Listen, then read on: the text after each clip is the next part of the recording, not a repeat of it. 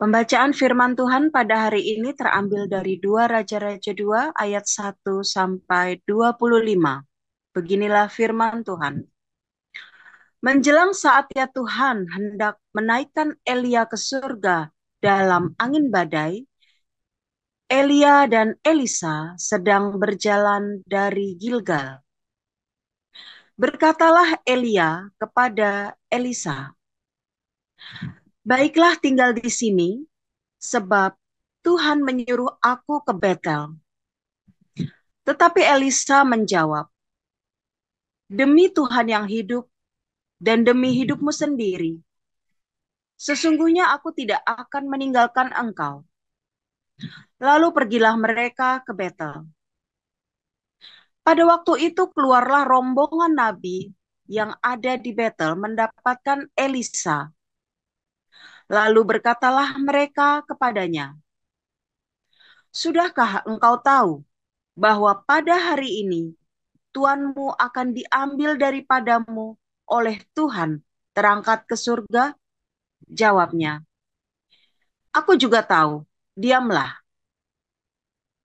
Berkatalah Elia kepadanya, "Hai Elisa, baiklah tinggal di sini, sebab Tuhan menyuruh aku ke Yeriko." Tetapi jawabnya, "Demi Tuhan yang hidup dan demi hidupmu sendiri, sesungguhnya aku tidak akan meninggalkan engkau." Lalu sampailah mereka di Yeriko. Pada waktu itu mendekatlah rombongan nabi yang ada di Yeriko kepada Elisa, serta berkata kepadanya, "Sudahkah engkau tahu bahwa pada hari ini tuanmu akan diambil daripadamu oleh Tuhan terangkat ke surga?" Jawabnya, "Aku juga tahu, diamlah." Berkatalah Elia kepadanya, "Baiklah tinggal di sini, sebab Tuhan menyuruh aku ke sungai Yordan." Jawabnya, "Demi Tuhan yang hidup dan demi hidupmu sendiri, sesungguhnya aku tidak akan meninggalkan engkau." Lalu berjalanlah keduanya.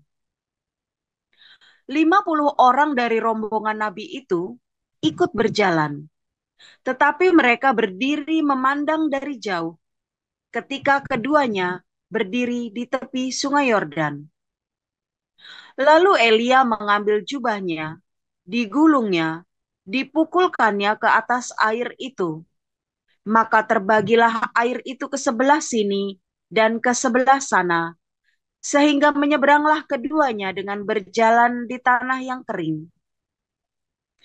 Dan sesudah mereka sampai di seberang, berkatalah Elia kepada Elisa, "Mintalah apa yang hendak kulakukan kepadamu sebelum aku terangkat daripadamu." Jawab Elisa, "Biarlah kiranya aku mendapat 2 bagian dari rohmu." Berkatalah Elia, "Yang kau minta itu adalah sukar. Tetapi jika engkau dapat melihat aku terangkat daripadamu, akan terjadilah kepadamu seperti yang demikian. Dan jika tidak, tidak akan terjadi." Sedang mereka berjalan terus sambil berkata-kata, tiba-tiba datanglah kereta berapi dengan kuda berapi memisahkan keduanya. Lalu naiklah Elia ke sorga dalam angin badai. Ketika Elisa melihat itu, maka berteriaklah ia, "Bapakku, Bapakku, kereta Israel dan orang-orangnya yang berkuda." Kemudian tidak dilihatnya lagi, lalu direnggutkannya pakaiannya dan dikoyakannya menjadi 2 koyakan. Sesudah itu dipungutnya jubah Elia yang telah terjatuh. Lalu ia berjalan hendak pulang dan berdiri di tepi sungai Yordan. Ia mengambil jubah Elia yang telah terjatuh itu dipukulkannya ke atas air itu sambil berseru, "Di manakah Tuhan Allah Elia?" Ia memukul air itu, lalu terbagi ke sebelah sini dan ke sebelah sana. Maka menyeberanglah Elisa. Ketika rombongan nabi yang dari Yeriko itu melihat dia dari jauh, mereka berkata, "Roh Elia telah hinggap pada Elisa." Mereka datang menemui dia, lalu sujudlah mereka kepadanya sampai ke tanah. Mereka berkata, "Coba lihat, di antara hamba-hambamu ini ada 50 orang laki-laki, orang-orang tangkas. Biarlah mereka itu pergi mencari tuanmu. Jangan-jangan ia diangkat oleh roh Tuhan dan dilemparkannya ke atas salah satu gunung atau ke dalam salah satu lembah." Elisa menjawab, "Janganlah suruh pergi." Tetapi ketika mereka mendesak-desak dia sampai memalukan, maka berkatalah ia, "Suruhlah pergi." Mereka menyuruh 50 orang. Orang-orang ini mencari 3 hari lamanya, tetapi tidak bertemu dengan Elia. Ketika mereka kembali kepada Elisa yang masih tinggal di kota Yeriko, berkatalah ia kepada mereka, "Bukankah telah kukatakan kepadamu, jangan pergi?" Berkatalah penduduk kota itu kepada Elisa, "Cobalah lihat, letaknya kota ini baik, seperti tuanku lihat, tetapi airnya tidak baik, dan di negeri ini sering ada keguguran bayi." Jawabnya, "Ambillah sebuah pinggan baru bagiku, dan taruhlah garam ke dalamnya." Maka mereka membawa pinggan itu kepadanya. Kemudian pergilah ia ke mata air mereka dan melemparkan garam itu ke dalamnya serta berkata, "Beginilah firman Tuhan, telah kusehatkan air ini, maka tidak akan terjadi lagi olehnya kematian atau keguguran bayi." Demikian air itu menjadi sehat sampai hari ini, sesuai dengan firman yang telah disampaikan Elisa. Elisa pergi dari sana ke Betel, dan sedang ia mendaki, maka keluarlah anak-anak dari kota itu, lalu mencemoohkan dia serta berseru kepadanya, "Naiklah botak, naiklah botak." Lalu berpalinglah ia ke belakang, dan ketika ia melihat mereka, dikutuknyalah mereka demi nama Tuhan. Maka keluarlah 2 ekor beruang dari hutan, lalu mencabik-cabik dari mereka 42 orang anak. Dari sana pergilah ia ke Gunung Karmel, dan dari sana pula kembalilah ia ke Samaria.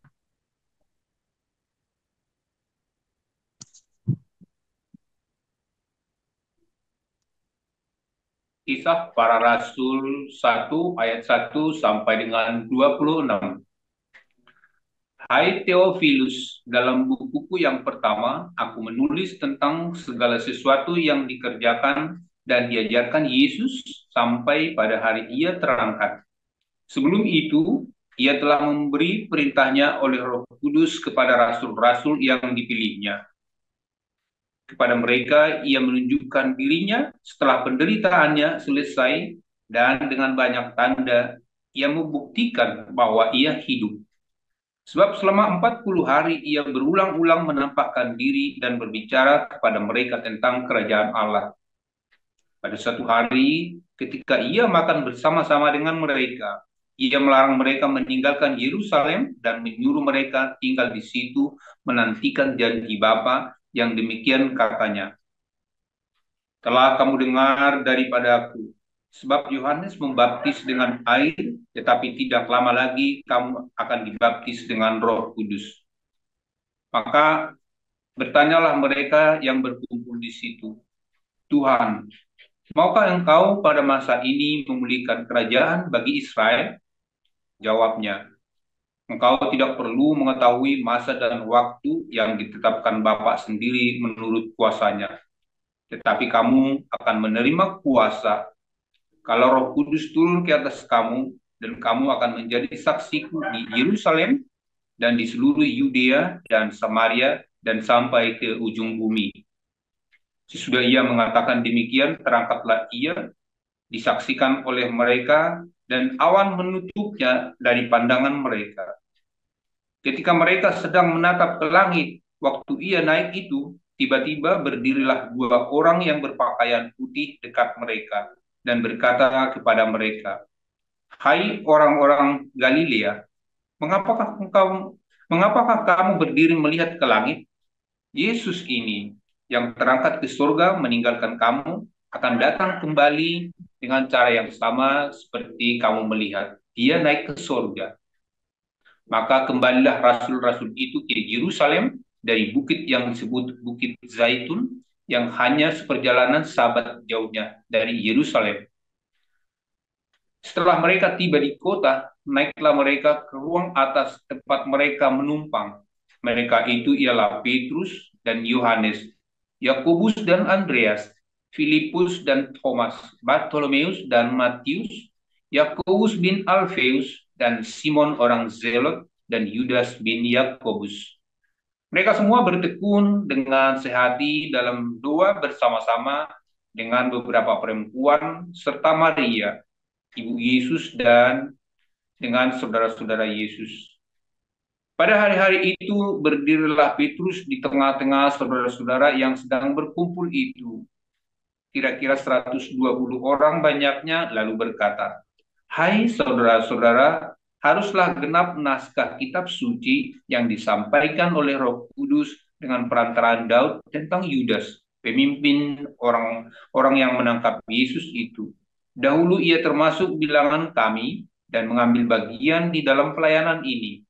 Yudas ini telah membeli sebidang tanah dengan upah kejahatannya, lalu ia jatuh tertelungkup dan perutnya terbelah sehingga semua isi perutnya tertumpah keluar.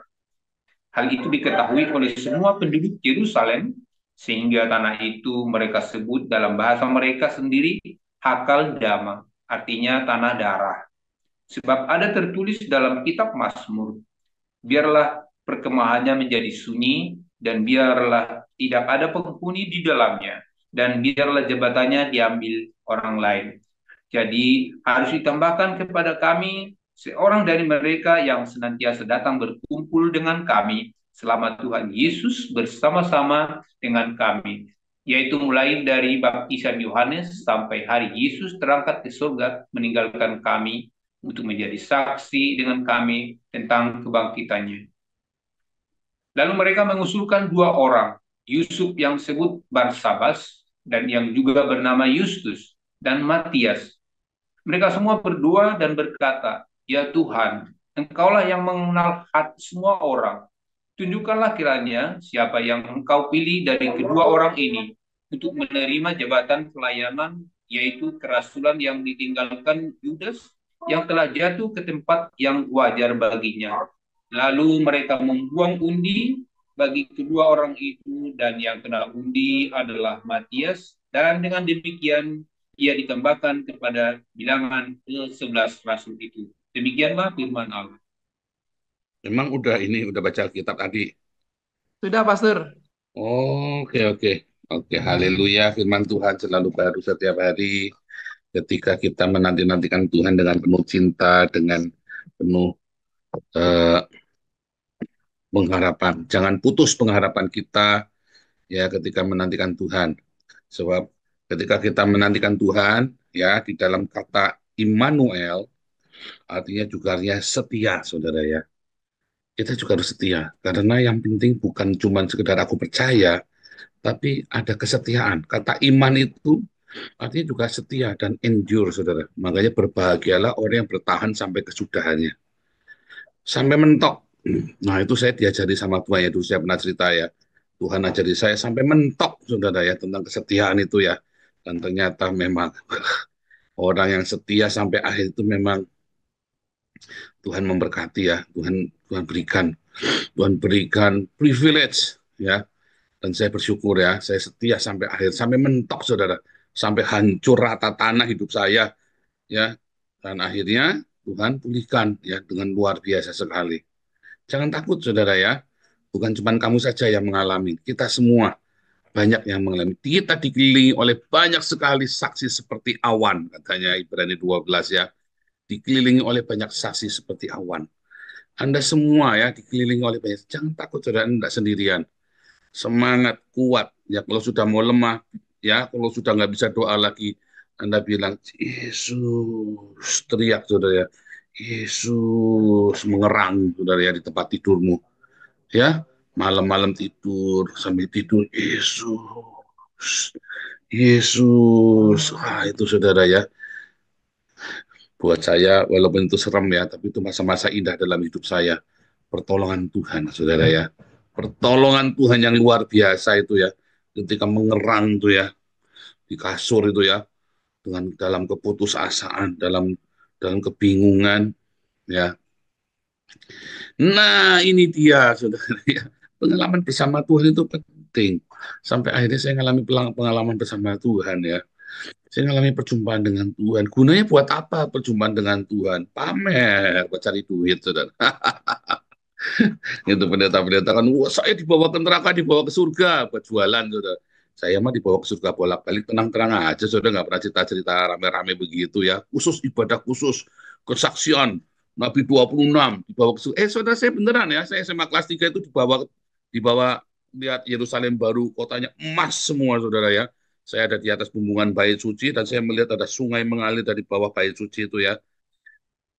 Ya, dan yang dan itu benar-benar ada suara nyanyi yang megah itu ya, ada suara nyanyi yang megah di situ, itu indah sekali. Waktu bangun itu rasanya ya, aduh apa ya saudara ya, sampai dongop saya tuh bangun itu ya, indah sekali itu.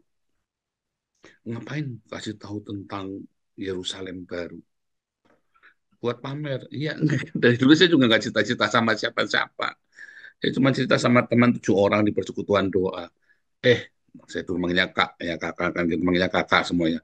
Kak, kakak kemarin tadi malam kakak dibawa kasih penglihatan tentang surga, tentang Yerusalem baru, cerita ya, pengalaman pengalaman dibawa ke surga itu adalah sebuah pengalaman yang private, saudara. Saudara, pengalaman yang istimewa, tetapi bukan buat dipamer-pamerin, saudara. Orang Paulus saja nggak berani pamer, ya. Entah di dalam tubuh, entah di luar tubuh, kata Paulus kan. Waktu naik, ya dibawa naik, ya kan, dikasih penglihatan kan. Entah di dalam tubuh, entah di luar tubuh. Paulus saja nggak berani ngomong, nggak berani sok-sokan, saudara ya. Tapi waktu itu pun saya tahu persis, ya. Saya melihat sesuatu yang indah pokoknya. Itu saya ingat ya, saya jam 11 malam, saya berlutut, jam 4 pagi baru amin tuh, saudara.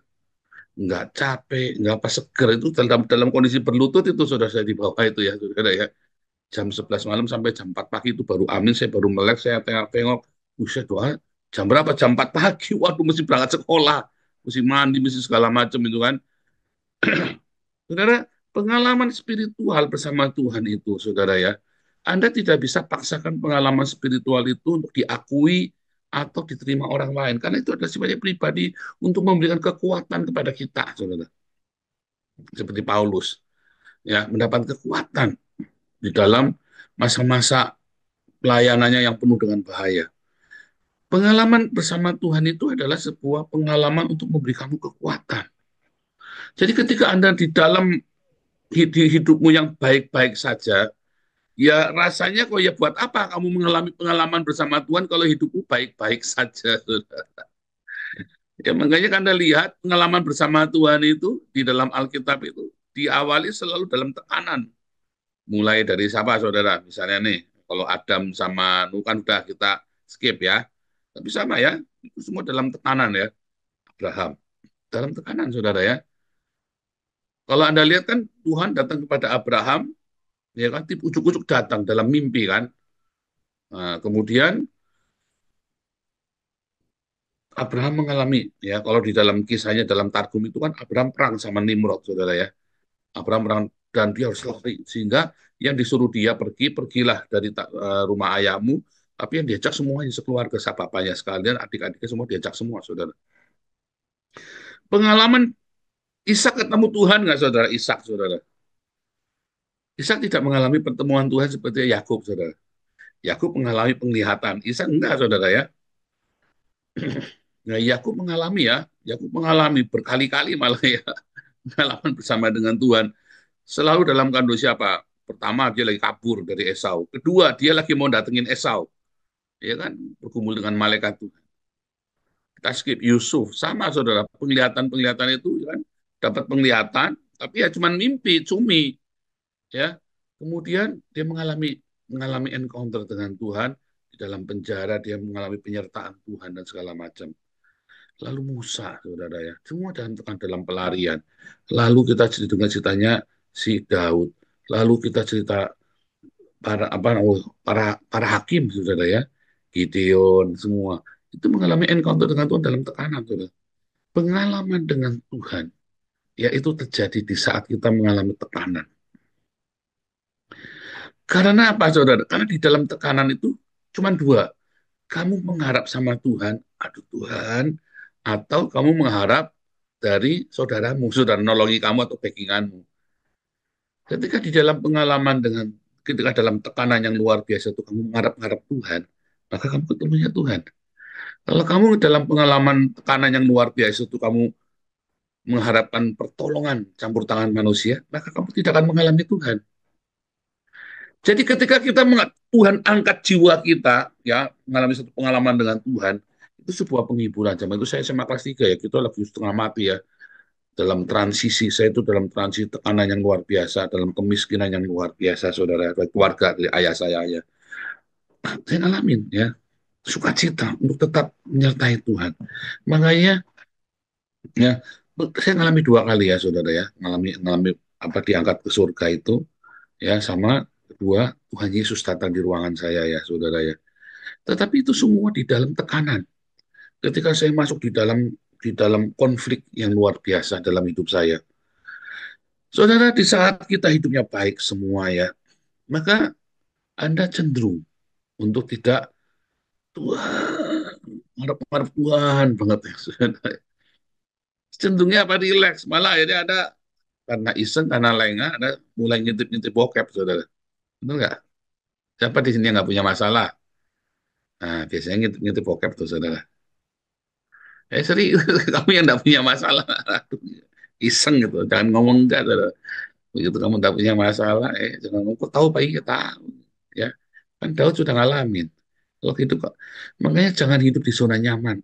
Ya, jangan hidup di zona nyaman. Hari ini saya ngalamin tekanan yang luar biasa gitu, gereja di Tenak, saudara ya. Waduh, si Edwin Metatron tadi ikut ibadah pertama kita, ya. Ikut ibadah pertama Edwin tadi. Nanti besok Edwin akan ikut tanya jawab Alkitab bersama dengan kita, ya. Dari versi ortodoks, ya. Saudara ini yang mau tanya jawab besok saat koinonia, ya, boleh, ya. Undang teman-teman yang lain, ya, supaya bisa ikut tanya jawab sama dengan Edwin Metatron, Profesor Dr. LC, MA, MM, DST, DSB, ETC, dan lain-lain, TLL. Eh, Mari kita ngomong, ya, banyak, saya ilmunya banyak, saudara, ya, tadi kita ngobrol-ngobrol. Memang memang, ya, ya itulah, bolehlah kita panggil Prof, DR, DS, DM, TK, TL, TLL, TSB, TTC, dan segala macam, ya, boleh, saudara. Ini besok ya kita ada kedatangan tamu, ya, saudara ya. Nah, saudara, di dalam zona nyaman, ya, kamu tidak akan mengalami pengalaman sama Tuhan, saudara. Karena di dalam zona nyamanmu itu, ya, aduh, itu justru, ya, disitulah kuasa iblis bekerja, saudara, dalam zona nyaman. Ya, makanya Tuhan suruh saya untuk bikin komunitas Den Haag. Waduh, tantangannya banyak, saudara, sih aneh-aneh, saudara ya, yang menjengkelkan. Bukan sakit hati, menjengkelkan, gemesin, saudara ya, orang-orang sing ruwet gitu, ya, yang dicak omongan nyambungan, ya kan? Orang kan bayangin orang-orang gelandangan, orang-orang gelandangan, dia jadi gelandangan. Kalau di Belanda jadi gelandangan, ini berarti ini orang saking dableknya, saudara ya. Di Belanda, warga negara Belanda lo jadi gelandangan. Kalau dia orang asing, kita maklum ya, namanya orang asing ya. Tapi ini warga negara Belanda sampai jadi gelandangan. Berarti dia itu saking meremehkan hidup, saudara. Saking tidak tanggung jawab hidupnya. Anda bayangin, orang-orang dengan orang-orang itu saya harus melayani mereka, loh, saudara. Tukang masak kita aja udah hampir nggak sabar, saudara ya. Orang ambil balapan ngambil rayaan, saudara. Makan segala. Tapi memang begitu. Ya memang begitu. Itulah kita keluar dari zona nyaman, lelah, apa segala macam. Tapi tantangan itu luar biasa, saudara. Belum lagi masalah pendanaan, belum lagi kita masalah, ya mesti pulang dari pagi kita sudah berangkat, malam kita harus balik lagi, dan seterusnya. Tapi dalam tekanan itu nanti Tuhan, kita mengalami penyertaan dengan Tuhan. Ya, saudara ya. Makanya, saudara ya, ketika kita mengalami konflik, kita mengalami tekanan, ya, kamu cari Tuhan Yesus, jangan cari yang lain, supaya kamu mengalami encounter dengan Tuhan. Entah kamu mendapat pengalaman supranatural sehingga kamu dibawa, dibukakan penglihatan tentang surga. Entah kamu sedang mengalami perjumpaan dengan Tuhan Yesus. Entah tiba-tiba ada sesuatu yang akan membuat akan berbekas di dalam hidupmu. Ya, akan berbekas, saudara ya. Tapi jangan sampai kamu lagi selingkuh terus katanya kamu seperti nak rasanya seperti langit ketujuh ya. Bilang saudara, orang selingkuh memang terbangnya rasanya seperti langit ketujuh, saudara ya. Melayang-layang, tapi setelah itu digebuki sama binimu, dipegat, mamu, mumet, saudara. Pengalaman pengalaman bersama Tuhan yang luar biasa itu bukan karena dibuat-buat, saudara. Tetapi memang itu terjadi tiba-tiba datang dalam sebuah penglihatan, dalam sebuah, tapi Anda itu akan mendapat banyak sekali peremaan dari situ. Ya, peremaan pertama saya pengalaman dengan Tuhan ya, saya diberi kekuatan ya, saya dikasih penglihatan ke surga. Tapi pengalaman bertemu dengan Tuhan Yesus itu buat saya itu sesuatu banget, saudara. Sejak itu cara saya membaca firman Tuhan berbeda. Sejak itu Tuhan membimbing saya, saudara, masuk ke dalam pelayanan-pelayanan yang ajaib, saudara. Kita bisa pergi ke bangsa-bangsa, jadi orang teriak-teriak di pinggir jalan, kita baptis orang-orang Islam sampai ratusan, saudara ya. Nah, itu pengalaman. Dan yang paling hebat lagi, saudara ya, oh, kalau tiba-tiba saya lagi butuh sesuatu, ada rasa tenang, saya cuma teriak Jehovah Shalom, atau saya bilang Jehovah Jireh, atau saya bilang Jehovah Sebaot. Saya cuma teriak saja, saudara. Saya tahu namanya itu kudus. Karena ada pengalaman sama Tuhan. Kamu punya pengalaman sama Tuhan nggak? Pengalaman sama Tuhan adalah ketika kamu menjaga imanmu dan di dalam segala konflik dan tekanan dan penderitaan, itulah kamu akan mengalami pengalaman dengan Tuhan. Ya, kalau yang ya, lalu kamu menemukan kebenaran, kamu mendapatkan rema, lalu rema itu kamu pegang, kamu cerita sama anakmu, saudara. Itu pengalaman yang luar biasa sama Tuhan. Ya, dan kamu cerita sama anakmu, saudara. Anakmu mendengarkan. Ketika anakmu melewati masa-masa itu, dia ingat, oh, dulu Allah ayahku, Tuhan yang disembah oleh ayahku, Tuhan yang disembah oleh mamiku, dulu begini, dulu begitu. Aku mau coba lakukan hal yang sama.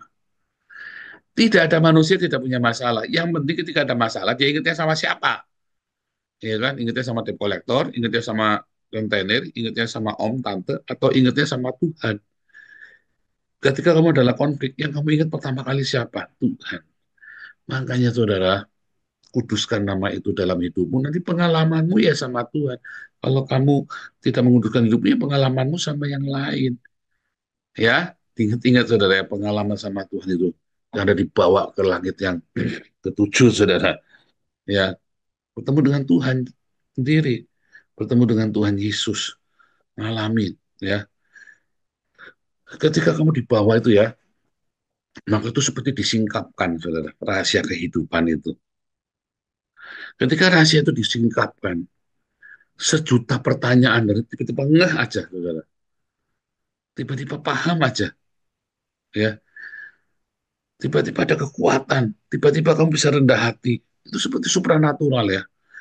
Pengalaman dengan Tuhan supaya isinya 23 Pak. Ya itu namanya bukan pengalaman dengan Tuhan, itu namanya kamu di Alexis.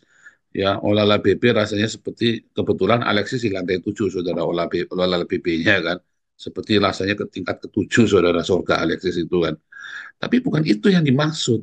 Yang dimaksud adalah benar-benar kamu dibukakan, saudara ya. Sehingga kamu tahu kamu harus apa. Ya, bukan pengalaman, bukan kenikmatan yang duniawi, tetapi sukacita yang dibukakan, sukacita yang karena kamu tiba-tiba ngeh, begitu banyak pertanyaan dalam kepala sampai aduh, aku nggak ngerti aku harus apa. Permasalahannya begitu banyak, jawabannya kita nggak ngerti. Tetapi ketika kamu mengalami pengalaman Tuhan, tiba-tiba kamu ngeh aja, mantap, kamu jalan, saudara. Hari saya mengalami perjumpaan dengan Tuhan Yesus itu ya. Hari itu masalahnya ada nggak ada, masih 2 tahun lagi, saudara, dan tidak ada yang ngasih tahu itu 2 tahun lagi, tapi masih ada masalah, itu masih masih saya jalani sampai hari ini. Saya punya masalah masih banyak, saudara, mantap. Masalahnya saya banyak, saudara ya. Takut nggak? Enggak. Gentar nggak? Sama sekali enggak. Bingung nggak? Enggak juga. Jawabannya tahu. Masalah ya masalah ya harus ada. Kalau nggak ada masalah, ya kan, ya tetap harus dijalani ya pelan-pelan, pasti nyampe sama Tuhan Yesus. Itu bedanya, saudara. Kalau kamu tidak punya pengalaman dengan Tuhan, kamu bingung, aduh mau ngapain nih, aduh gini, aduh panik, saudara ya. Nabrak sana, nabrak sini. Begitu kita difitnah, begitu kita dikonflik, begitu ada masalah, begitu ada, ya kita tenang saja, ya. Karena yakin Tuhan menyertai. Amin.